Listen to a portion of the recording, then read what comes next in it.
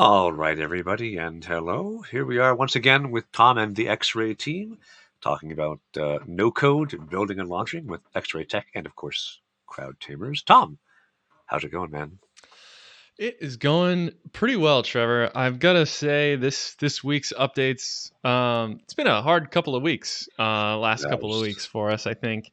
But you know, the good news is, we have a couple of products here between Summary Legal and ClassNotes.tech to leverage the wonderful GPT-4. There you We'll get go. to that at the Yeah, end of the we call. will. But the last couple of weeks we've really been focusing a lot more on the our internal process for actually like duplicating and remixing a product into something new and adding just a little bit of functionality here and there, with various features. So, last week actually we were talking about, not on this call but on our regularly scheduled call, we were talking about, oh, what if we figured out a way to pre-edit videos. Yeah, So that was actually one of the things that I prototyped the last couple of weeks was, could we use the timestamps that GPT-3 gave us yeah, of the high level points of the call,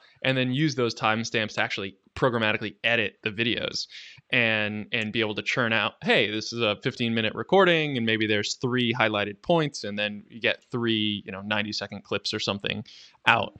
And we were able to do that, all using low code, or no yeah. code in this case, to actually do that. A couple of formatter steps in Zapier never hurt anybody to reformat the timestamps, but it was really pretty easy. So, with all of these different things going on, it's reassuring to see a couple pieces of functionality here and there, that we can leverage into to all the different functionalities that we have. Yeah. I actually was playing around with GPT-4 last night when it was working at like 1 in the morning. It's overloaded now. I can't make it do anything. And one of the things I did was I just put in a transcript of a call I had, and I said, just tell me the interesting parts from the call. And actually just pulled out some sentences and stuff. Didn't give me timestamps. Sentences and pieces of like, hey, this is interesting. So like GPT-4 might even shorten that loop a bit. I do feel like there's a need, right? My wife right now is doing social media for a couple of nonprofits, and one of the things she's spending, I think, the last 2 days on was she had a hour-long webinar that her nonprofit held, and she was putting together a maybe a 2-minute video Mm, of interesting bits out from it. And one, her computer is not at all spec for video work. So she just like mentioned, like, I'm gonna get a cup of coffee and come back and it'll be done. But the other is just having to be like, what are the really interesting parts from this whole long piece of, a discursion on something, and then edit this together, and then what do you do to make it look more visually interesting and all these things. So that is one of the big frontiers to try and clear. Um, in terms of building in public, in terms of uh, how how things are going, I've talked about this with Charles Cormier last week when I was talking with him. Um, and part of building in public is you don't just share all the wins. That's just Instagram. You also share when things aren't going as well. And so with the Crowd Tamers team, because I had projected end of March I'd do 40K, which is not great, but it's okay. And in the span of from Tuesday last week to Friday last week, I went from doing 40K to doing 8. And that's because my upcoming business evaporated, and then two current clients just went later. And that all combined meant I was after since October of last year, Crowd Tamers has lost money every single month, and we've lost a total of 80K so far. So at 80K and then looking at a 20 something K shortfall, I was just like, ugh. So the team is, they've been very understanding. Like I had a call with them and they were all like, this is temporary, Trevor. We'll get through this. I've had to do a set of calls with every team member to be like, hey, we're on hourly now, right? I'm not mhm. saying everyone is fired, but rather I'm saying, hey, like, I can't pay you for the hours that someone else isn't paying me Yeah. because I'm out of money. So we opened up a freelancing channel in Slack, and I'm already pointing to any of my team members. I'm like, look, here's if you want recommendations of these gigs I'm seeing, I'll recommend you, right? I'm trying to kind of cover up some of their financial holes because they deserve to eat too, apparently. Yeah. So, So, so what you're saying is you're running a sale. Any yeah, any viewer there you right go. now that wants some Any viewer right experiments now done, listening. Yeah, yeah. there's something on sale here. Yeah, I'm sorry to hear that, Trevor. I mean, it's a tough time. I know, from the agency world that we are currently in at X-Ray, and previous life at Checkmate. That's some good work to try to help people, shore up their personal finances. yeah. But it's tough. I mean, that's the agency life. Sometimes, in a downturn, it's really good for agencies, and other times it's not. And debatable if we're even in a downturn. I'd probably ask GPT-4 if it thinks so. But We're in a panic, to be sure, right? SVB Bank, Signature Bank, now Credit Suisse. Like, oh, Credit Suisse is the third one. I missed that. Credit Suisse is on its way down. It is trending at historic lows. It is down to 2 francs a share. I'm not sure what 2 francs are doing walking around. Like, I figured you'd only want to have one at a time. But yeah, so it's like a little over $2 a share. Um, Oh. and it was up at $19 a year ago. So they are at the risk of default, and the Saudi Arabian fund that was backing Credit Suisse has said, no, thank you. We're not giving you any more. And that's what made the shares just start to go down. So at least Credit Suisse is not the United States' job to bail out. Of course, there are tons of businesses in the U.S. that also interact with Credit Suisse. But just like this is a case of, if you wouldn't panic, there wouldn't be a bank run. But Mm. because you're panicking, there shall be one. Yeah, I mean, we don't need to get too much into the economy right now, but Right. I um, am not an economist. That's true. yeah, there is some element of a self-fulfilling prophecy when it comes to whatever you think is going to happen is going to happen, right? Yeah. Um, I mean, you're sort of writing your own thing. But I am, and anyway, I continue to believe I'll be successful despite 6 months of proof that I won't. That's okay. I'm a founder's job is to believe, so I continue to. Uh, so that we're working on experiments. We've done a little bit of work on summary legal. I did a rewrite of the page based up from talking to yeah. the top 50 law firm that we were in discussions with. We're talking with that top 50 law firm's knowledge management team in a week or so. Next week, yeah, that, that Next that week. should be a really interesting conversation. And Yeah. I think this is like where the micro product angle and tactic is really gonna, I think, pay off. Is like learning these little nuances about Yeah. how niche organizations or niche industries actually go through the purchasing process, and it's different everywhere, right? So a Yes. huge law firm is going to be way different than class notes specifically, right? So I Yeah. actually showed class notes to one of my old professors, Ooh. and she was adamant, and I'm curious what your hot take is on this, adamant to reposition the product to go directly to universities and say, I'm. "Hey, university, hold on, hold on." So, Please "Hey, go ahead. university, ChatGPT and all these other things are going to be out. Rather than letting all your students do it one at a time, basically, what if you said, here are all the lectures that are in the business school? You feed it through a class notes system, and you generate these outlines, and you generate these study guides for people to learn through, like, the official AI assistant of the university. Sales Right. cycles are a nightmare, of course, That's my but problem. Is yeah, you and I would both be retired before they yeah. put something into production. Some universities, though, I mean, if you can consider, University of Phoenix or any of those types of types of things, right? Right. So some of those actually would have a decision maker that could make a decision, right? That's true. There have to be some level of universities where there is this, position, president of a university that can just make the call. For an Yeah. Ivy League or something like that, probably not, and they're going to want their own, special thing. But I thought it was an interesting tactic nonetheless. I am not 100% averse to the idea. My problem is just that sales cycle is compared to what you get when you sell to the student, Yeah. right? And now there is something, by the way, I just noticed today. I was demoing this on a call, and there's no free trial in Class Notes, which there must be. It's just Whoops. give me $48, Yeah. right? I Yeah. was like, oops, a little tiny, like there's a checkbox to tick in Stripe, but Yeah. whatever. Yeah. So I was like, I'm going to show you the back end. I'm like, no, I'm not. I'm not giving Tom $50. So uh, the like now we haven't really sent traffic to Class Yeah. Notes Yeah. yet Yeah. Yeah. because there was a whole problem with app buying, which I believe is finally resolved. Good. That is good to hear. That's off With the your plate. SVB debacle, it's good to know that my credit card still works. Exactly. Yeah. So, but before I start sending traffic to the page, now we need to have like a free trial working. Yeah. Obviously, we had discussed last week or 2 weeks ago. It's been 2 weeks since we talked here. That we don't want a free demo on Summary Legal, but we do on Class Notes because you tell a 19-year-old upload a video or give me a link to a YouTube video that your Yeah. MOOC has as its online. Yeah. Fine, yes, they'll grab that and they'll see that. They will try. There's no client confidentiality between students and teachers. Yeah. So Yeah. anyway, we've got that done. I've got all the ads and everything set up for Class Notes. We've got Minute Master ad campaign and website built, but we don't have the domain pointing to the right location Oh, yet. I could do that this week probably.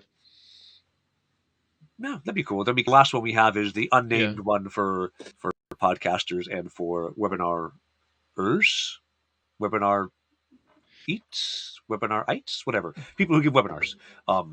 So like those are then they'll have all four done unless and until we make our instantly sliced up your video into cool stuff product. Mm-hmm. Well, the on the podcast note, actually, a couple of things on that is pretty up to date information. So one of the things that have been we've been working on is, in terms of feature set, has been the ability to make a recording public or private. So right now, especially in Summary Legal and in Class Notes, you don't want to make those things public. No. So we haven't built that functionality yet, but we are building it now for the purpose of the podcasting or like a more, boardroom, whatever, right? Like you want the ability to share it publicly without necessarily forcing a user to sign up. Gotcha. So we're building that functionality. We're playing around with like the podcast niche specifically is interesting because on the consumer side of podcasts, there's a lot of people, but on the producer side of podcasts, there's Very not. few. Very few.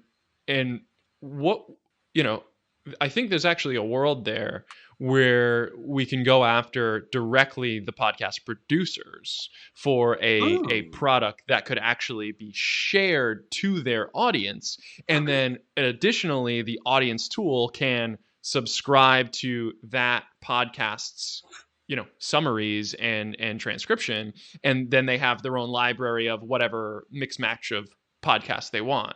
Right. Yeah, my intent was this was going to the content creator more than the audience because the audience isn't monetizable. Oh, you were so that was actually a misinterpretation for me because I thought you were originally talking about the consumer side because that's how Mark is actually using it right now.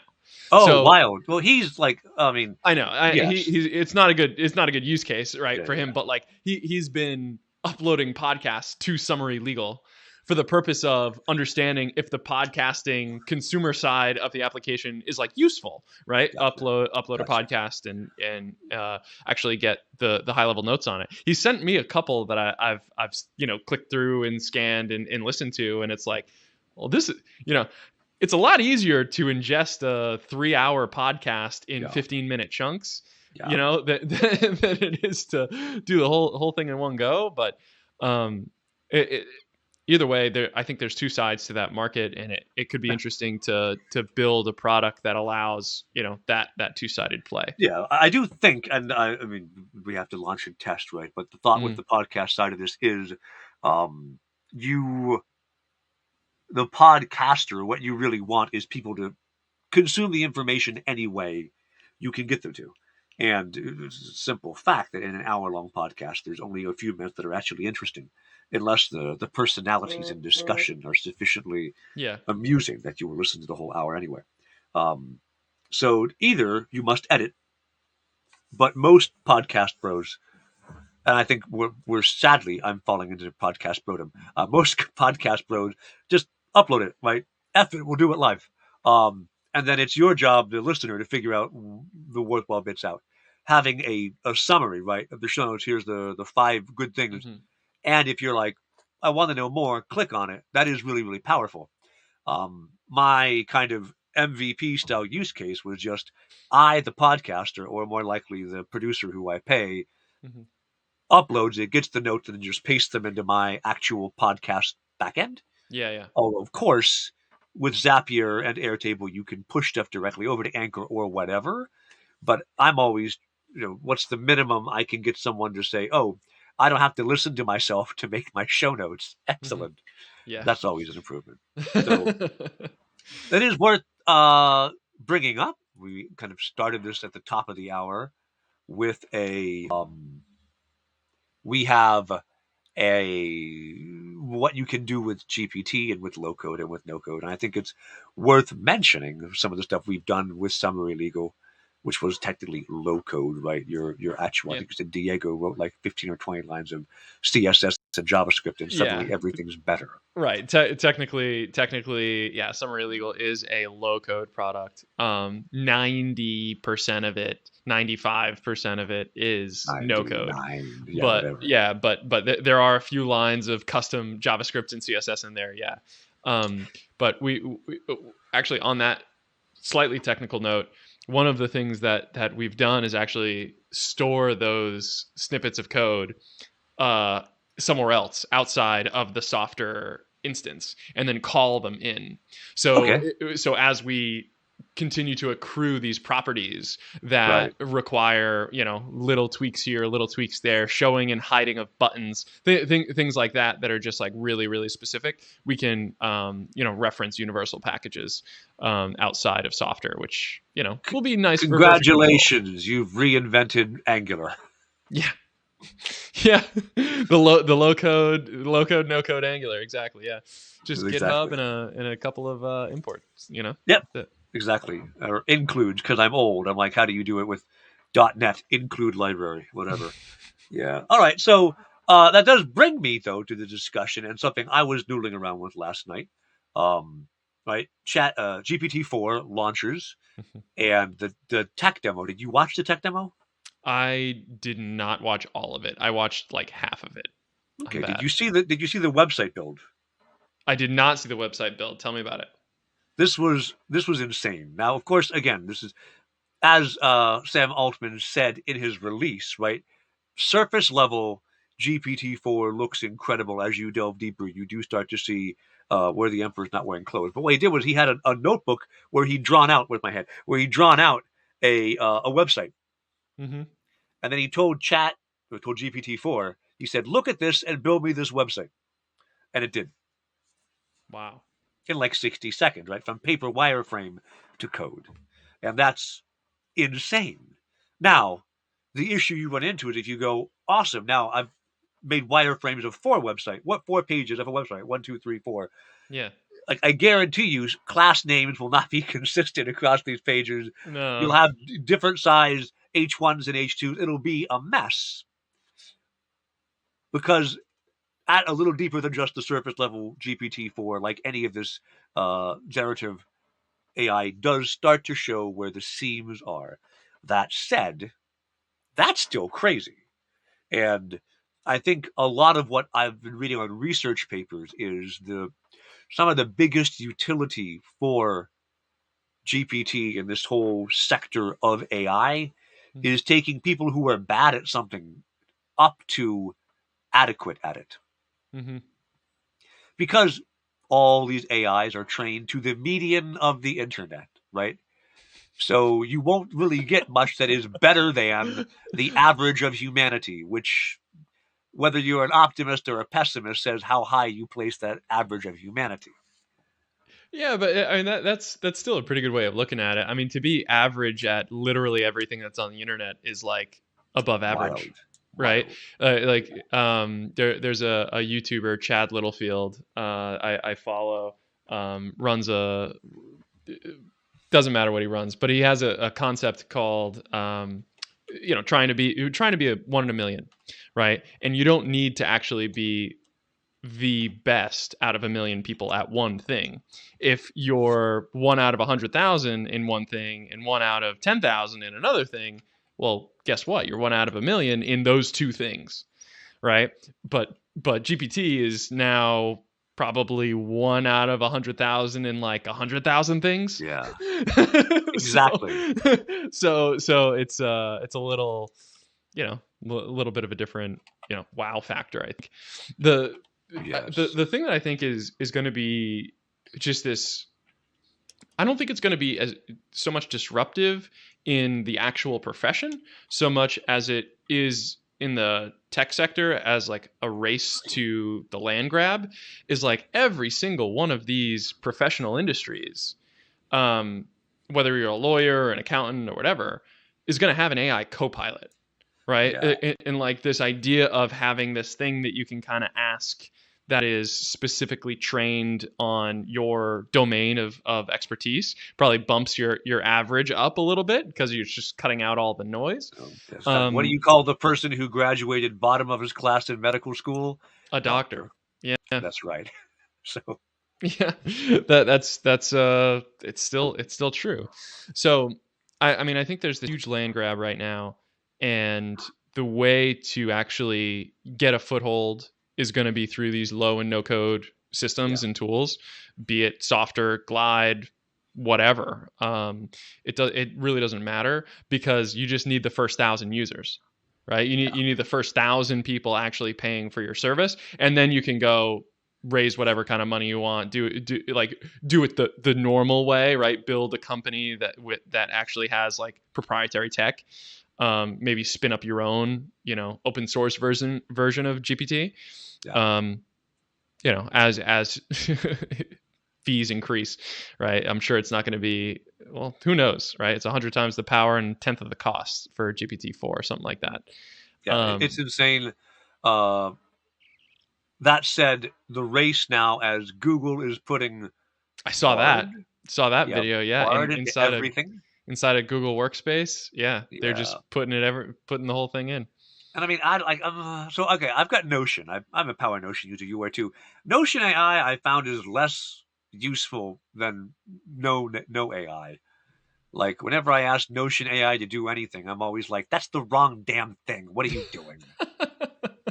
Part of maybe I'm used to using GPT-3 and GPT-4, which are better tools than Notion AI, and so because I pay OpenAI to whatever is $20 a month, right? Yeah, I'm using that tool. So compared to that, it's like, you've got GPT-3 and perhaps 4. I haven't gotten to play with it much. Is like you have a high school sophomore who will do anything you tell them to infinitely. And Notion AI feels like you've got a 5th grader. Yeah. I mean, will do what you asked briefly and then go back to eating crayons. I have to imagine that Notion AI is just like OpenAI reskinned, right? Like are there many models? They've said it is not. Or maybe it's like 2 versions back some other LLM that they got cheap licensing for or something. Yeah, the model underneath all of these services that's going to power all of like Coda AI and all these tools that are coming out. I mean, I almost feel like there's going to be like a powered by, added to all of them because the consumer has no idea how to differentiate that. Like they all just throw AI at the end. How do I know what a good or bad AI is? Yeah. Or I don't know. I don't even know if that matters, right? But and then it is I use Midjourney, I use Stable Diffusion, and I bought a lifetime deal, whatever, a year ago, to something called Synthesis AI. And it is also like Midjourney and Stable Diffusion are both, you get, art school graduate quality work out of it. Yeah. And then whenever I use Synthesis, a 5th grader eating crayons, right? Because I don't know what they trained it on, but apparently people who are very bad at art. So the differences in this is problematic when you as a consumer go, okay, people say that AI is super good, but then I asked it to do this thing for me, and it was incoherently bad instead. And Mm. I do agree there needs to be part of why Google came to dominate the search market wasn't because they were especially good, but just like McDonald's, it was consistent. You always got an answer that was good enough, Mm. right?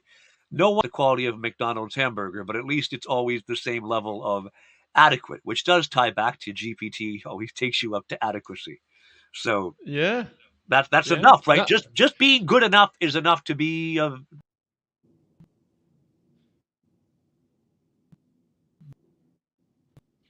don't know, billions and billions of things I saw, right? I told you on the Tell me about pre-call it. where we started to stream. Yeah. We had I saw somebody build a Pong game in about with GPT4 worked in browser, and then some other lunatic went, "I want to build a game that's one side of the screen is Pong, and the other half is Conway's Game of Life." And then the ball would bounce off the little. You know what Conway's Game of Life is? Yes, it's like Yeah. Yeah. early cellular automaton. Like they That is a wild game. yeah. Yeah. So the ball would then bounce around on these little particles, which I mean, they didn't dissolve because that wasn't asked for in the rule, right? So just the ball would go bouncing around, and then eventually you bring your paddle back, whatever. Like you can, that's a novel problem. Nobody else has ever asked to code something that dumb before. So you can do really, really simple code projects. One of the things I'm working on, I'm building a tool to help people in the job hunt figure out like right cover letters, make their resumes better, get out there. Okay. Case I thought of I'm unsure how to monetize. But there are, I think it's 6 million people in incarceration in the United States for nonviolent drug crimes. A lot of That them, number seems low, I feel like, for the United States, but that may be just one state. I don't remember. yeah, Um, yeah. I mean, I mean, okay, the whatever it population, is, the number's too yeah, large. the Yeah, U.S. continue. population is 300 million. If you're telling me more than 5% of us are in jail, that feels wrong. Anyway, point being, a lot of people in jail for nonviolent drug offenses. Many would appeal if they were better writers. If you knew how to write a very effective appeal Uh, letter for what, a tenth of 1 cent is what the AI costs, right? And then has just rolled out last night. Do Not is one of the largest robo attorney firms in the world, and they now roll out an app where if you get a call from a scammer, you boot up the app and you hit record.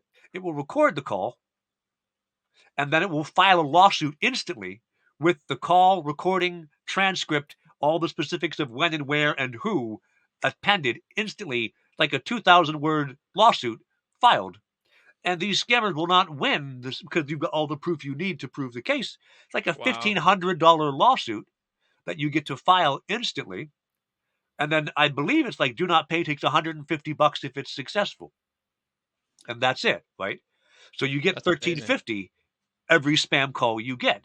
And the idea of how do you write an appeal for clemency? How do you write a many of these people would be out on the streets if they could afford to write these. They could hire someone to do it. Like again, up to adequate, Fascinating. right? A lot of these people are reading and writing at below high school level. What if you suddenly went, now you do read and write at high school level? And the other use case, this I saw a while back with GPT-3, was if you go to Fiverr now and you transact with people in pick a foreign country where English is not their first language, Hmm. the quality of conversation you have with not everybody, but with a number of people who I used to talk to, whose English was very sketchy, Hmm. and now it's elevated to be quite good because they go to Chat GPT and they say, "How do I say this?" and it goes boom. And so Hmm. these aren't dumb people. They're making a living. They are good at their trade, but they're not good writers. Being able Hmm. to say, boop, there you go, right? Like I imagine Fiverr is going to start to put that in, and GPT4 supports 12 languages, I think, whatever it is. Suddenly being able to Something like that. say to GPT4, how do I tell this person in French, I do not agree to the terms of the new lease, and I am going to file with the Regia Quebec for mediation, Well, and it yeah, can go whatever it is. Yeah. and then send. It's not doing Google Translate; it's writing it from scratch, and Mhm. probably has fewer errors as a result. Like, what's coming, dude? I don't It's know. just the beginning, man. It's just the beginning, and it's a huge land grab.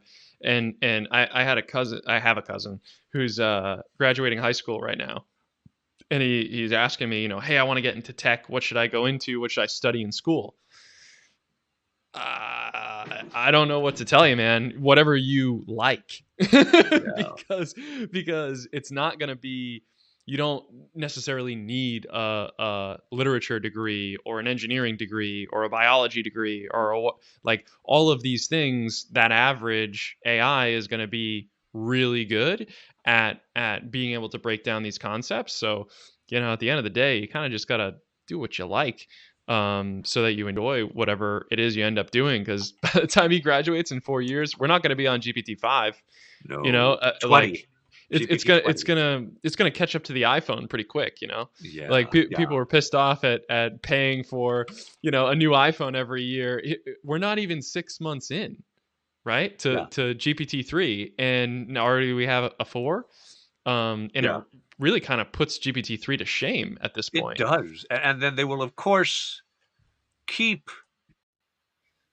They're moving as fast as they can and as quickly as, I mean, Microsoft dumps a A literal boatload, $10 billion. Yeah. yeah, of money, like an aircraft carrier sized boatload of money into this, and they are able now to afford so much bigger sets of training data. I saw Paul Allen on Twitter say, given how much most people don't like to write, what we may discover in 3 or 5 years' time, as everyone shifts all of the writing that they don't really want to do but must over to AI models, a few thousand people will be the new training data for all of these AIs, just the folks who still like to write. We're the only ones doing it, and then all the AI will train off of them. What are we gonna do? I don't know, man. I We got a still like front to row write. seat to this, man. We do. It's insane, and the speed at which tech goes faster. Like, and I thought, I'm an old man. I remember before the internet was a thing you could really do, and the pace of that has been insane. And now I'm just watching as AI hits, and it's got the same energy of Web3, except it's actually useful, Mm. unlike Web3. Sorry, any of my Web3 clients who are listening. To be fair, they're all doing interesting things with Web3 attached, but any of my Yeah, leads who I'm talking to who have like a open sea style marketplace for NFTs, that's not so interesting. Sorry, dude. well, the Coinbase, the Coinbase wallet came out last week. The like connected, integrate Web3 into your app with that. And I think the only no code builder I know of that does really good Web3 work is going to be Builder, Okay. BILDR.com. Yeah. Really solid low code building tool. But when these worlds are going to combined at some point, right? Like I'm wondering who is working on the GPT-4, trying to tease out what are actually the use cases that could get traction. Yeah. Because Web3 it's just sort of a buzz in a community right now. It is a solution that hasn't yet found its problem. Yeah, or at least adoption to the problems that it's trying to address. Well, like, it doesn't solve the problems it was stated to solve, right? Yeah, Like, decentralized banking is not the obviously, because otherwise we wouldn't go, "Hey, my bank failed. Can someone please centralize it?" yeah. But the some of the use cases, durability, shareability, portability that come with blockchain, that is legitimately useful. But we were all sold, you know, when ETH 6 years Moon, ago. Yeah, yeah, and decentralized banking will allow all the unbanked access to the world's finances and whatever, whatever. And no, not yet, right? yeah. Whatever. All right. So, other, like, what if you our weekend isn't rapidly approaching, but it's coming. Uh, if you were to try and build something with GPT-4 this weekend, what would it be? That is a good question. Um, I think I've always actually been really fascinated around family tech. I feel Ooh, like there's not a lot of solutions in helping like families organize either through vacations or scheduling and prioritizing things that matter to the values of you as a family. yeah. If I were to prototype something this weekend with GPT-4, it would probably be maybe a vacation planner. I think that would be pretty cool. Add the shoot the city that you want to go to, and have a mix of sites to see, historical things, museums, activities, restaurants. You sort of have a checklist of a handful of things that you'd like to do when you go on vacation. It might be nice to just say, hey, here's the city that I want to go to. Build me a 3-day itinerary, and you grab the flight that's on sale this week. That see the problem I run into, and I this is not a bad idea, but the one real thing that always bedevils me is there's a window, some indeterminate time Hmm. in advance of when you want to go. That is the right time to buy a ticket. And it might be 6 weeks, it could be eight, it could be four. You just have to check and then hope that you're not buying during the wrong week for this particular flight Mm, because it also varies flight to flight.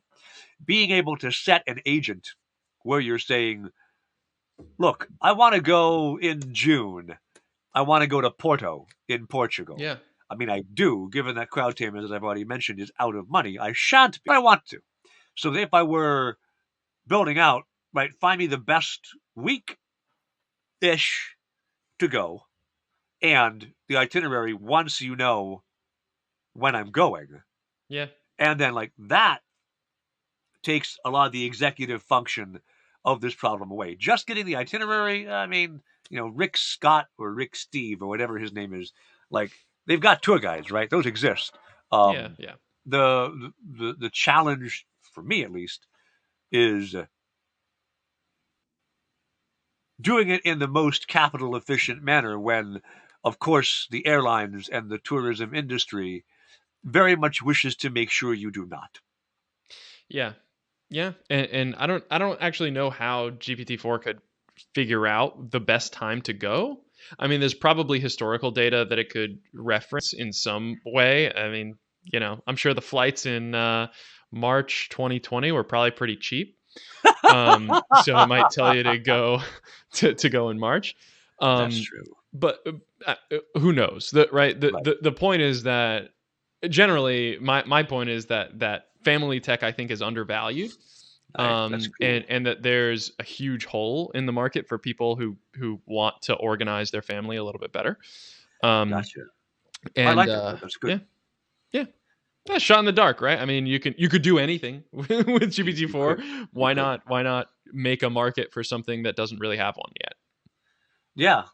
Well, that is one of my, like, I launched this idea a couple years ago and instantly got shot down because it was illegal. But it remains something that I want to do, which is as we die now, we have a tremendous online footprint. Oh yeah, And being able to set an agent to basically grab everything and produce an archive, to me, feels like something that people would like.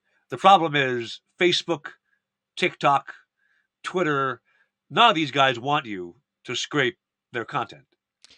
no, you have to do it through the front door, not the back. I mean, you have to authenticate your Right. Facebook and TikTok and all your other things.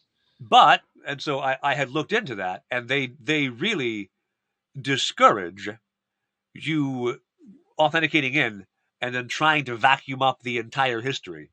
The only thing you could do, maybe, is Facebook has export. All of them have to now by EU law, right? Have export features where you get an archive delivered Yeah, some point in the future, right? When and delivered, like, okay, one of my clients who doesn't want to pay me is mailing me a check to my postal office in Canal Point, Florida. where my business is headquartered, right? It's $200 check. And I'm like, kiss off, Really? right? And I'm like, can you do anything more modern than, like, bring it up to the 1950s? Can you wire me money? And they go, no, we do checks. I'm like, honestly, the de Medici family was better than this. But likewise, with Twitter or Facebook or any of these, when you say export me my data, they're like, great, meet us on a park bench on July 7th, wear a red rose, and someone will hand you a paper bag full of your information. That's how difficult it is to get it out. But like, if I were to build something, I might build the process to actually request and get that info. And of course, Mhm. the problem is when someone is dead, they can't log in. They're dead. So when you go connect this to their account, that's against TOS for everybody's services. Oh. That's what actually got me whacked on this. Was I built it and you can authenticate in, and they don't like it when you vacuum up, but you could. But as soon as they're like, "What are you doing?" I'm like, "Oh well, this is for family members of the dead person." They're like, "Nope." I'm like, "Oh cool, thanks, bro." That's going to take an act of Congress. Something, yeah, I know. Oddly enough, I didn't decide to launch a startup that required, Your I don't user to know. be dead? Well, no, that required legislation to be passed before the startup could work. Yeah. I opted for an easier go-to-market, Tom. Not a good strategy on that. Not a good strategy on that. Exactly. All right, so that's GPT-4. That's what we've seen with it. What we've built. I don't think we like necessarily have in summary legal or class notes or minute master or fourth thing. I don't think we have a need for GPT-4 yet. We can keep using GPT-3 like We could, chunks. but it's going to be, upload like summary legal. I can imagine upload your notes, upload, the pictures of whatever that could be involved in a case. Uh, it could expand for sure, but right now, First, make sure that there's a need. yeah, Yeah. yeah. Although the one thing I was seeing was because you can now do object recognition in photos with GPT-4, you can also then on the fly, like take a sample every 5 seconds of video and Hmm. use it to automatically crop video for you too. Wow. Yeah, so like go on the faces, crop to that, right? This Yeah, kind of yeah, thing. yeah, yeah. That So kind of thing. Hey, we'll anyhow, see. We one of us starts churning out, 50 shorts a week. You'll know how we did it. there you go. There you go. Exactly. All right, Tom. How do people find you online if they want to know more about X-ray and building stuff with you? You can prove you're human. Smash the like button and Smash subscribe to that like. YouTube. Yeah, Oh man, and ding and hit the bell, yeah, right? there you go, there you go. All that stuff. Xray.tech, xray.tech. All of our content is on there, and you can follow us on YouTube if you want to see our actual, tutorials and strategic videos that we put out every single week. Oh yeah, and you just hit like 600 subscribers. What are you We at? did just hit 600 You subscribers did. today. Congrats. Yeah, thank you. Congrats. Round of applause. Yeah, I like seeing the numbers go up. So yeah, Yeah, six that's six good. hundred is good, and we're over 9,000 views every 28 days, which is Nice. a lot Nice. I think I have compared to the old days. 32 subscribers, and I think 3 of them are my mom. So, Yeah, well, doesn't count. that's the joke, right? 8,000 of my views are my mom, and that's There you okay. go. She loves She's you very very much, supportive. Tom. Yeah, very supportive. Yeah. All right. I'm Trevor. I run Crowd Tamers. As I've already mentioned, hey, we've got some capacity. If you want anybody to help you run go-to-market experiments, I'll probably work out a deal with you. You can find me at crowdtamers.com. I'm on everywhere as Trevor Longino. Look for the mustache. You'll find me. All Thanks right. for the time today, Trevor. Appreciate Thanks, it. everybody. See y'all. Take care. Bye bye.